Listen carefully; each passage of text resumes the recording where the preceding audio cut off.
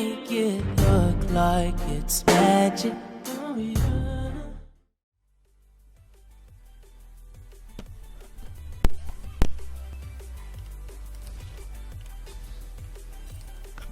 Okay, so here's how the routing goes for this game, right?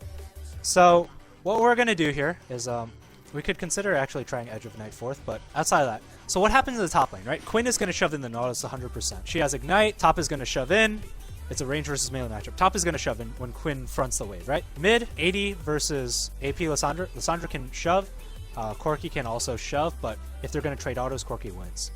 And bot lane, Malzahar typically does shove, but Bard does have CC at 1, and it's more likely that the Caitlyn lane shoves in the Jhin lane just because of how Caitlyn wave clear works. So we're going to be expecting top to shove in or freeze, bot to shove into us, and then mid lane could go either way, depending on how Lissandra wants to play it. So we're routing proactively to bottom side. Your jungler is Graves. It's in Sign Lido. I recognize his name. We're going to do this. We're going to go bot. And we're going to try to do the Q trick. Korean Q trick, guys. Korean Q trick. Or Ling Ling Q trick.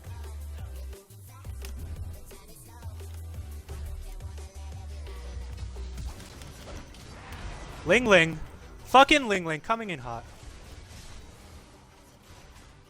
Ling Ling does it one more fucking time. He might flash on me here. I gotta walk this way. Oh, hell. So Graves is over here. Graves is taking our bot jungle. We know with a high percentage chance Graves is taking our bot jungle, right? Because we just respawn. He can finish at least one round of Krugs before it comes out. What are you doing? We know that they're doing Krugs. Jhin, what are you doing? Right? So we're just going to go for top side steals. I feel like our play is to base run bot. So top's going to ward after his wave shove here. I should have based earlier. I should have based in this bush. I should have box based. Right? So Graves' route is either this, or his route is this bot lane. Right? So because our top is getting shoved in, he could do a dive. Our mid is getting shoved in, but he can't do a dive here. So we're doing a light counter here. Right? We're going to do a marginally light counter by approaching this side of the map, and we're going to see what happens here. Right? So Liss is missing. So Liss could be here, right? We don't want to face check the river here.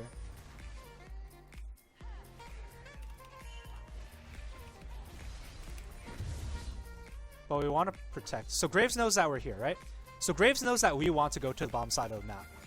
So Graves is going to stop us from going to the bottom side of the map by cutting us in the river. So we know like 100% of the time he's in the river here. Now the real question is, what do we do knowing he's in the river? Well, we can't walk in and fight him because it's Graves, right? So we're just going to tell him to play safe. We're just going to assume his path, and we're going to go for the top lane, right? If Graves is here waiting for us to counter gank, then we're just going to go gank the top in the reset situation. So he's reading me one more time.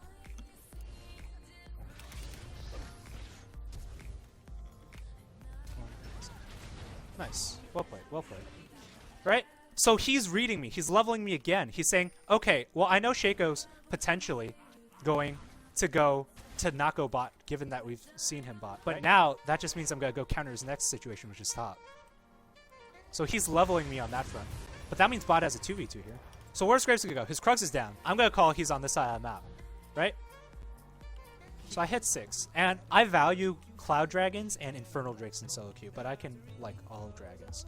Right? So obviously Quinn's not top, so we want to be mid-bot centric because this is a time in the game where we can do dragons, but also the fact where they're going to want to prevent us. Initially, Quinn is here first. Right? So this is going to be a situation we're going to opt into 100% of the time running straight with our mobiles.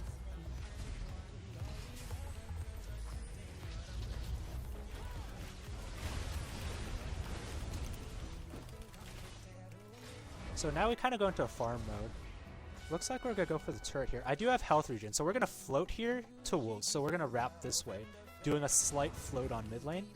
It's just giving 10 to 15 seconds of our time to secure the mid turret in case Graves goes for a defense here. They might go for dragon here, given that I'm showing top to cover.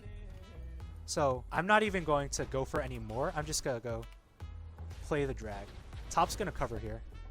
But we definitely want to play on the dragon side of the map, because what's going to happen is that if we play it on the Herald side map, even if we get Herald, we can get Herald later before 20 minutes, while we can get multiple dragons in the bot lane potentially.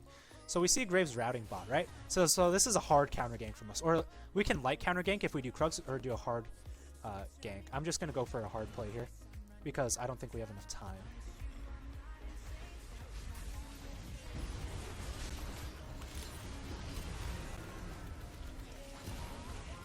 Right, so we trade supports here. So since we have so much mid pressure, it's more likely that Graves has to go to mid than has to go to dragon here. So we've gotten the free dragon. This gives us opening to play on the top side of the map for Herald, right? That's our next initiative. So our next ultimate is going to be used on Herald. Well, we could go for bot pick.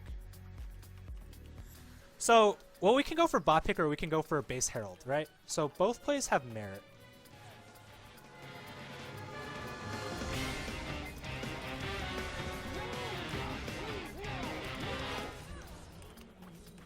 So we do the Ling Ling Q. So again, there's so many spots where we could take Herald here, but there's more proactive things to do on the map because Herald is still existing for 4 minutes. Additionally, Dragon does come up. We see Graves. So I have a first rotation on Graves. Graves has to walk all the way here. I have first movement on Graves because I have Mobies and he doesn't, right? This gives me initiative on top side when Jin roams here. But Jin's not roaming because he's a fucking animal. So it's okay. It's fucking okay. Now, see, this gives me Caitlyn initiative. So even if Graves is here, I have a read on Caitlyn's roam. So Graves is here while Caitlyn is here. Surprise, motherfucker. That's like a game roam, right? That's a 5v4, 100% of the time. And I'm going to transition this into top turret or Herald. So while they're doing this, I can't really answer this situation too well. I'm going to go for the top wave answer. Never mind, we're fighting super hard. I'm going to go for the top wave area. Alright, we're going to go for this. And so we can get multiple objectives here with 5 people. I can go for Herald, and they can go for top. So we can be a little bit greedy based on how the situation resolved itself. And I'm going to go for a greedier play by going for both top and Herald, and then pinging the dragon as it goes. So we're going to go for this buy. And now we want to play on mid-top side. So when you're playing on mid-top side because Baron's up, you want to make sure bot is shoving, right? Bot is shoving right now, but this is going to get responsive. So the route I'm actually going to do is I'm going to do a mid-hold into a bot wave control.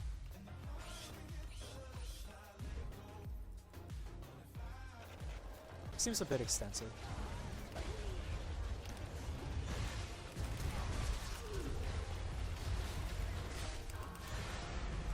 I didn't want to do that too much because if we press tab, we knew that she had health and armor, so I'm just following up on Quinn's play. There's a high percentage that there are people behind, and they're going to turn for Baron here, which is a pretty standard play on their part.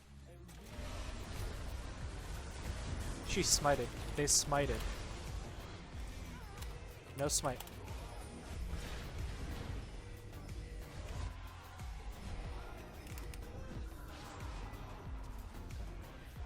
Okay, so now we want to go for outers here, right? Because they're all dead, so we're going to opt into outers here. So we're at the point where we're finishing up Duskblade, and we're thinking about who we can pick off.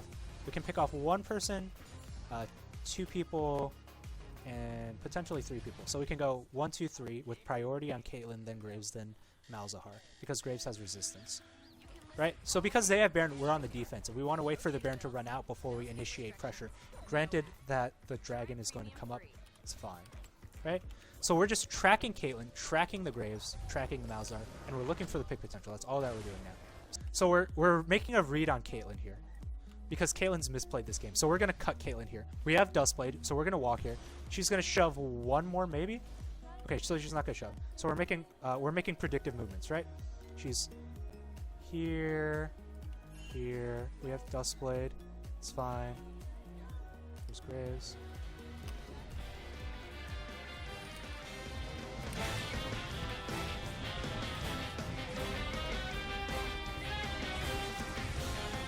Right, 2 for 1. Easy predictive movement, and we get a 2 for 1. Even a 1 for 1's okay there. Although it looks, ooh, that's pretty good. That's actually pretty good. We do have Jin ult and Corky Rockets. The Q's gonna hit. So even though I die, I trade 2 for 1. You have to be willing to take trades in this game. If you can ever take a 2 for 1, in general, it's pretty simple, right? So I'm opting my team into a 4v2 now. Is that profitable? For sure, 100%. And I think the play that's going to occur here is that Caitlyn's going to answer bottom. But they're all going to answer bottom. So that means we're going to go for a Baron Jam. Yep, we're going to go for a Baron Jam here a high percentage of the time when they choose to answer the bot wave. Right, this is a Baron into top. This is top turret 100% of the time here. We already have mid and hit. Nothing to fight for here. So it's just the Graves. And it's going to be 8 seconds on the Malzahar. This should probably be game a lot of time. So if we play defense, our AD carries are going to get the, our AD carry is going to get the turret. AD carries plural. And that's going to be game. So I think we play a pretty solid game there. We have a couple of hiccups, but pretty solid game here.